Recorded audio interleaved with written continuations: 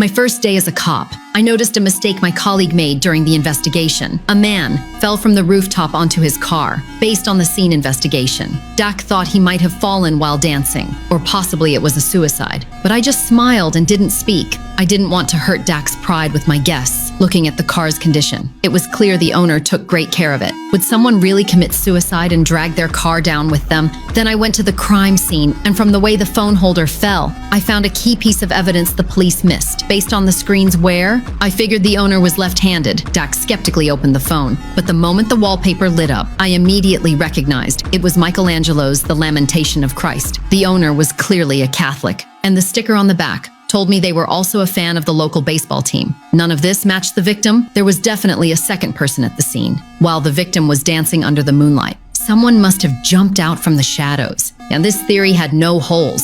Next, they just had to find the second person who was on the rooftop last night. When I went to the hospital to check on the victim, his friends happened to be in the hallway. I quickly picked out 2 left-handed people and 1 Catholic wearing a pendant. The most telling clue was the tattoo on one man. It clearly showed the stitching of a baseball. Dak immediately brought him in for questioning, but just like all the other suspects, this man named Ron denied everything. He claimed he and the victim were like brothers. There was no reason for him to push him off the roof. I couldn't help but shout from the outside, "Why are we talking so much nonsense? You just show the phone and prove Ron was on the rooftop last night." Faced with the hard evidence, the man finally admitted it, but still denied pushing the victim. He said they were practicing dance when suddenly a shadow appeared and pushed his friend. There was no proof for that statement, so the police didn't buy it. The surveillance only caught the car entering the alley. It couldn't prove how many people were at the scene. I looked at the pile of files in my hands, and my mind started racing. Just when everyone thought there was no third party, I came up with a different theory. But before sharing it, I needed to check